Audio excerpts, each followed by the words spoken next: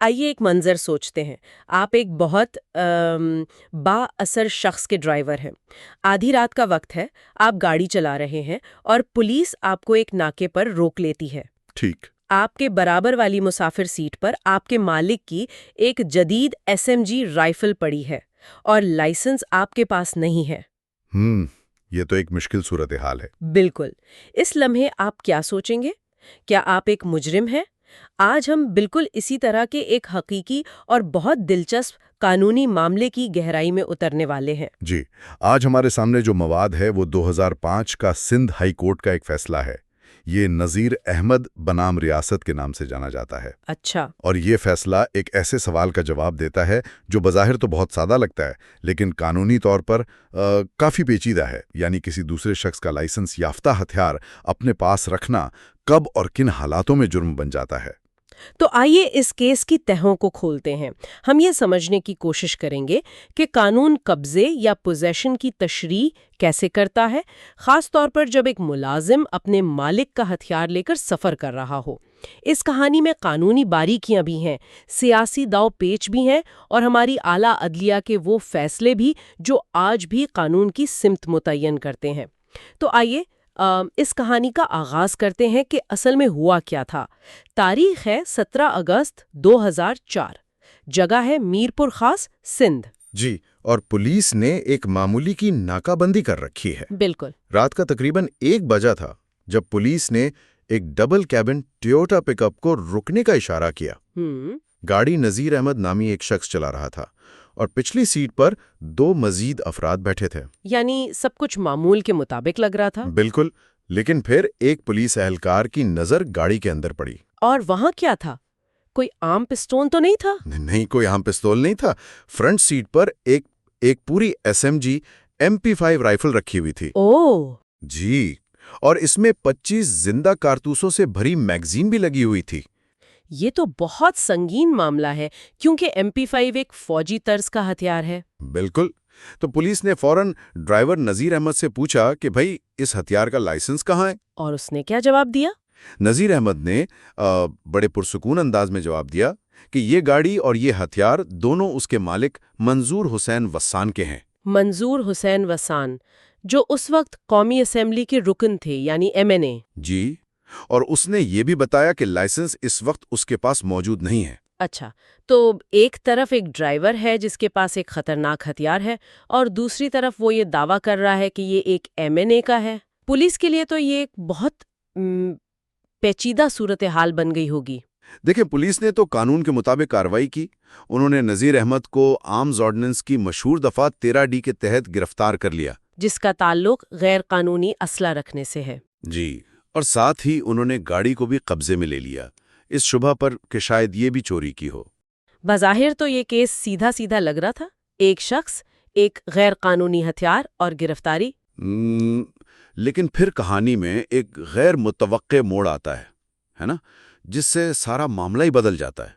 جی بالکل، نذیر احمد کی گرفتاری کے کچھ ہی دیر بعد ایک اور گاڑی تھانے پہنچتی ہے۔ اچھا۔ اور اس میں سے خود MNA منظور حسین وسان اترتے ہیں۔ وہ سیدھا پولیس افسران کے پاس جاتے ہیں۔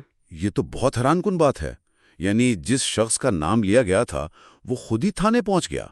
اس سے تو پولیس کا شک شاید اور بڑھ گیا ہوگا۔ شاید، لیکن منظور وسان پوری تیاری کے ساتھ آئے تھے۔ انہوں نے نہ صرف اس MP5 رائفل کا لائسنس پولیس کو پیش کیا جو ان کے نام پر تھا، بلکہ گاڑی کے تمام کاغذات بھی دکھائے جو ان کی ملکیت ثابت کر رہے تھے۔ بالکل، اور پھر انہوں نے اپنا باقاعدہ بیان بھی ریکارڈ کروایا۔ اور اس بیان میں انہوں نے کیا کہانی سنائی، کیا وجہ بتائی؟ انہوں نے بتایا کہ وہ علاقے میں قومی اسمبلی کی ایک نشست کے لیے انتخابی مہم چلا رہے تھے۔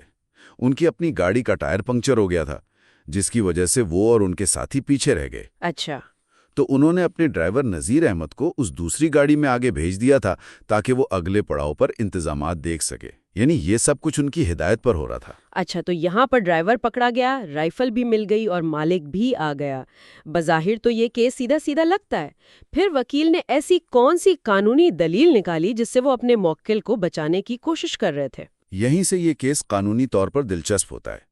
نذیر احمد کے وکیل نے ٹرائل کورٹ میں وقت ضائع کرنے کے بجائے سیدھا سندھ ہائی کورٹ میں ایک درخواست دائر کی۔ سیدھا ہائی کورٹ؟ یہ تو ایک غیر معمولی قدم ہے۔ جی، اور کہا کہ اس پورے مقدمے کو ہی ختم کر دیا جائے۔ ان کی دلیل اتنی مضبوط تھی کیا؟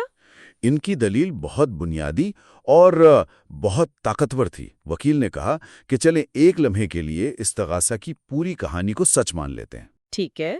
کہ نذیر احمد گاڑی چلا رہا تھا اور ہتھیار اس کے پاس تھا، تب بھی کوئی جرم سرزد نہیں ہوا۔ ایک منٹ، یہ کیسے ہو سکتا ہے؟ ایک شخص کے قبضے سے رائفل برآمد ہوئی ہے اور کوئی جرم نہیں ہوا؟ یہ بات میری سمجھ میں نہیں آئی۔ وکیل نے قانون کے ایک پرانے اور مسلمہ اصول کا حوالہ دیا۔ انہوں نے کہا کہ اگر کوئی ملازم اپنے مالک کے حکم پر اپنی ذمہ داریوں کی ادائیگی کے دوران اس کا لائسنس یافتہ ہتھیار عارضی طور پر اپنے پاس رکھتا ہے تو یہ آرمز آرڈیننس کے تحت جرم نہیں سمجھا جاتا۔ عارضی طور پر؟ جی، یعنی قانون ہتھیار کس کے ہاتھ میں ہے سے زیادہ اس بات پر توجہ دیتا ہے کہ یہ ہاتھ کس کے حکم پر کام کر رہے ہیں۔ یہ تو ایک بہت بڑا فرق ہے۔ اس کا مطلب تو یہ ہوا کہ ہزاروں سیکیورٹی گارڈز، ڈرائیورز اور ذاتی عملہ جو روزانہ اپنے مالکوں کے ہتھیار لے کر چلتے ہیں، جی، وہ تکنیکی طور پر مجرم نہیں ہے جب تک وہ اپنی ڈیوٹی کر رہے ہیں۔ لیکن کیا یہ صرف ایک وکیل کی دلیل تھی یا اس کی حمایت میں کوئی عدالتی فیصلے بھی موجود تھے؟ جی بالکل، اور یہی اس دلیل کا سب سے مضبوط پہلو تھا۔ وکیل نے کئی پرانے مقدمات کا حوالہ دیا، جس میں 1967 کا پشاور ہائی کورٹ کا فیصلہ، اسٹیٹ بنام نور حیدر اور یہاں تک کہ برطانوی دور حکومت کے فیصلے بھی شامل تھے۔ اچھا۔ ان تمام فیصلوں میں عدالتوں نے ایک ہی بات کہی تھی کہ ایک ملازم جو اپنے مالک کا لائسنس یافتہ ہتھیار لے جا رہا ہے، وہ کوئی غیر قانونی کام نہیں کر رہا، بلکہ وہ اپنے مالک کے قانونی حق کو استعمال کرنے میں اس کی مدد کر رہا ہے۔ وہ صرف ایک ذریعہ ہے۔ یہ اصول تو بہت منطقی لگتا ہے، لیکن کیا ہماری اعلیٰ عدلیہ یعنی سپریم کورٹ نے بھی کبھی اس پر کوئی فیصلہ دیا ہے؟ کیونکہ ہائی کورٹ کے فیصلے تو ہوتے رہتے ہیں، سپریم کورٹ کا فیصلہ تو ایک حتمی قانون کی حیثیت رکھتا ہے نا؟ آپ نے بالکل صحیح نقطہ اٹھایا، اور نذیر احمد کے وکیل نے اپنی سب سے بڑی دلیل کے طور پر سپریم کورٹ کے ہی ایک فیصلے کا حوالہ دیا۔ یہ 1992 کا ایک بہت مشہور کیس تھا، اسٹیٹ بنام محمد اکبر سمیجو کیس۔ اس کیس میں کیا خاص بات تھی؟ اس کیس میں جو ملزم تھا محمد اکبر سمیجو، وہ آصف علی زرداری کا ڈرائیور تھا۔ اور اس کیس میں سپریم کورٹ میں اس اصول کو ہمیشہ کے لیے واضح کر دیا تھا۔ عدالت نے کہا تھا کہ اگر کوئی ملازم اپنی معمولی ذمہ داریوں کے دوران اپنے مالک کی واضح یا غیر واضح ہدایت پر اس کا لائسنس یافتہ ہتھیار عارضی طور پر اپنے قبضے میں رکھتا ہے تو یہ جرم کے زمرے میں نہیں آئے گا۔ آصف علی زرداری کا ڈرائیور، یہ تو واقعی ایک بہت ہائی پروفائل کیس رہا ہوگا۔ اس کیس کے حقائق کیا تھے؟ سپریم کورٹ نے یہ فیصلہ کن بنیادوں پر دیا؟ دیکھیں، اس کیس میں صورتحال یہ تھی کہ ڈرائیور اپنے مالک آصف علی زرداری کو ہوائی اڈے پر چھوڑ کر ان کے ہتھیار واپس گھر لے جا رہا تھا۔ اچھا۔ تو سپریم کورٹ نے بہت عملی سوچ کا مظاہرہ کیا۔ ججوں نے کہا کہ اس صورتحال میں ڈرائیور کے پاس کیا آپشن تھا؟ وہ نہ تو اپنے مالک کو ہتھیار لے جانے سے روک سکتا تھا اور نہ ہی وہ یہ کہہ سکتا تھا کہ آپ یہ ہتھیار جہاز میں اپنے ساتھ لے جائیں، جو کہ ناممکن ہے۔ ظاہر ہے اس کی ڈیوٹی ہی یہی تھی کہ وہ ہتھیار بے حفاظت واپس پہنچائے، لہٰذا وہ صرف اپنی ڈیوٹی کر رہا تھا۔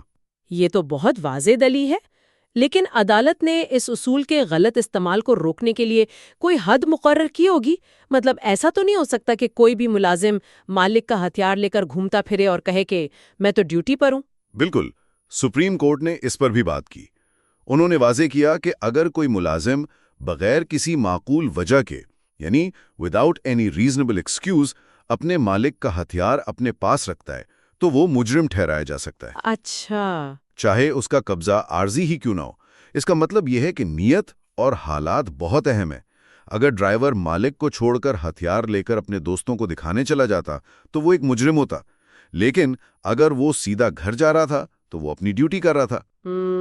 تو دفاعی وکیل کے پاس سپریم کورٹ کا اتنا مضبوط فیصلہ موجود تھا، اس کے باوجود سرکاری وکیل نے بھی تو کوئی جوابی دلیل دی ہوگی؟ جی، سرکاری وکیل نے کیس کے میرٹ پر بحث کرنے کے بجائے ایک تکنیکی نقطہ اٹھایا۔ اچھا، وہ کیا تھا؟ انہوں نے کہا کہ ملزم کو یہ درخواست براہ راست ہائی کورٹ میں دائر نہیں کرنی چاہیے تھی۔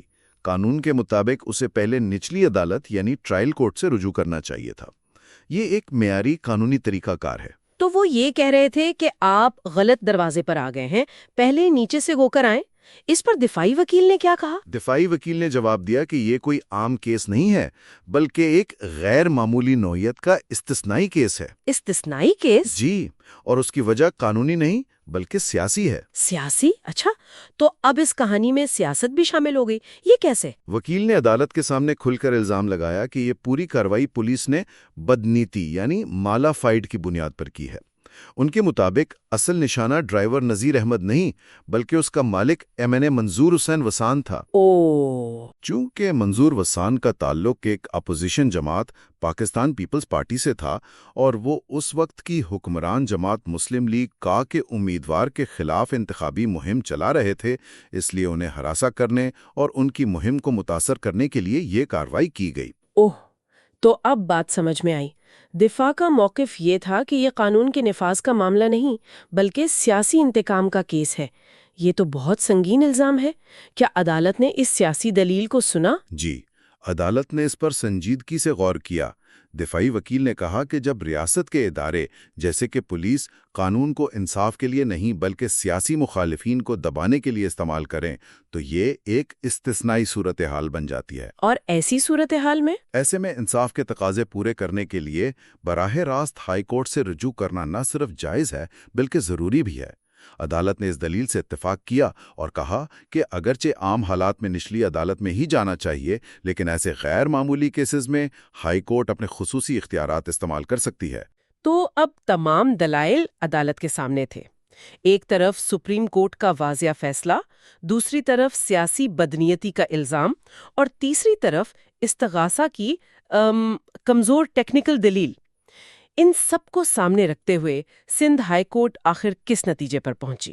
سندھ ہائی کورٹ نے بغیر کسی شک و شبہ کے سپریم کورٹ کے محمد اکبر سمیجو کیس میں قائم کردہ اصول کی پیروی کی۔ عدالت نے کہا کہ قانون کا اصول طے شدہ ہے۔ ایک ملازم کا اپنی ڈیوٹی کے دوران اپنے مالک کا لائسنس یافتہ ہتھیار رکھنا جرم نہیں ہے۔ اور انہوں نے اس اصول کا اطلاق نذیر احمد کے کیس پر کیسے کیا؟ عدالت نے کیس کے حقائق کو دیکھا۔ انہوں نے کہا کہ یہ بات ریکارڈ پر موجود ہے کہ منظور وسان نے گرفتاری کے فوراً بعد تھانے آ کر ہتھیار اور گاڑی کی ملکیت تسلیم کر لی تھی۔ جی، انہوں نے یہ بھی واضح کر دیا تھا کہ نذیر احمد ان کا ملازم ہے اور ان کی ہدایت پر کام کر رہا تھا۔ استغاثہ کے پاس اس بات کا کوئی ثبوت نہیں تھا کہ نذیر احمد کا ہتھیار رکھنے کا کوئی ذاتی یا مجرمانہ مقصد تھا۔ تو پھر اس مقدمے کا کیا بنا؟ عمل کا غلط استعمال ہوگا، یعنی abuse of the process of law. ایک منٹ، قانون کے عمل کا غلط استعمال سے کیا مراد ہے؟ کیا اس کا مطلب یہ ہے کہ عدالت یہ کہہ رہی تھی کہ پولیس اور استغاثہ نے جان بوجھ کر قانون کو کسی کو پھنسانے کے لیے استعمال کیا؟ بالکل یہی مطلب ہے۔ یہ ایک عدالتی طریقہ ہے یہ کہنے کا کہ یہ مقدمہ انصاف کے لیے نہیں چلایا جا رہا بلکہ کسی اور مقصد کے لیے نظام کو استعمال کیا جا رہا ہے اور عدالت اس کی اجازت نہیں دے گی۔ اچھا، اور اسی بنیاد پر عدالت نے نذیر احمد کے خلاف زیر سماعت تمام کارروائی کو ختم کر دیا اور انہیں اس الزام سے باعزت بری کر دیا۔ تو اس سب کا کیا مطلب ہے؟ ایک ڈرائیور کی گرفتاری کا ایک سادہ سا نظر آنے والا معاملہ قانونی باریکیوں، عدالتی فیصلوں اور سیاسی حقیقتوں کی ایک دلچسپ کھوج میں بدل گیا۔ یہ کیس یہ دکھاتا ہے کہ قانون ہمیشہ سیاہ اور سفید نہیں ہوتا۔ جی نہیں، سیاق و سباق، نیت اور حالات سب سے اہم ہیں۔ بالکل۔ یہ کیس صرف یہ نہیں دیکھتا کہ ہتھیار کس کے پاس تھا بلکہ یہ بھی دیکھتا ہے کہ کیوں تھا، کتنی دیر کے لیے تھا اور کس کے اختیار کے تحت تھا۔ یہ مجرمانہ قبضے اور ایک لائسنس یافتہ مالک کے لیے ذمہ داری ادا کرنے کے درمیان ایک بہت واضح اور اہم فرق قائم کرتا ہے۔ یہ قانون کی روح کو سمجھنے کی ایک بہترین مثال ہے۔ جی، اور اس میں یہ بھی ایک جھلک نظر آتی ہے کہ کس طرح بعض اوقات سیاسی حقیقتیں قانونی کارروائی پر اثر انداز ہو سکتی ہیں۔ عدالت کا اس بات کو تسلیم کرنا کہ یہ ایک استثنائی کیس ہو سکتا ہے، اس بات کی طرف اشارہ کرتا ہے کہ عدالتیں اس امکان سے آگاہ ہیں۔ بالکل، کہ قانونی نظام کو سیاسی مقاصد کے لیے بھی استعمال کیا جا سکتا ہے۔ جی، اور یہ ہمیں غور کرنے کے لیے ایک آخری خیال دیتا ہے۔ قانون اس معاملے میں حد کہاں مقرر کرتا ہے؟ سمیجو کے اس کا فیصلہ کہتا ہے کہ بغیر کسی معقول وجہ کے ملازم کا ہتھیار رکھنا اسے مجرم بنا سکتا ہے۔ صحیح۔ یہ کیس ہمیں یہ تو بتاتا ہے کہ مالک کے حکم پر انتخابی مہم کے دوران ہتھیار لے جانا ایک معقول وجہ ہے، لیکن یہ سوال کھلا چھوڑ دیتا ہے کہ غیر معقول کیا ہوگا؟ یہ ایک بہت اہم نقطہ ہے۔ اگر نذیر احمد اپنے مالک کے کام سے فارغ ہو کر وہ رائفل لے کر کسی دوست سے ملنے چلا جاتا، چاہے صرف 10 منٹ کے لیے، تو کیا وہ مجرم بن جاتا؟ قانون کی یہ باریک لکیر کہاں ختم ہوتی ہے؟ یہ سوچنے کی بات ہے۔ You are watching Legal Gupshup and GK with MD, your source for legal, historical, and breaking news. Don't forget to like, subscribe, and share for more informative content.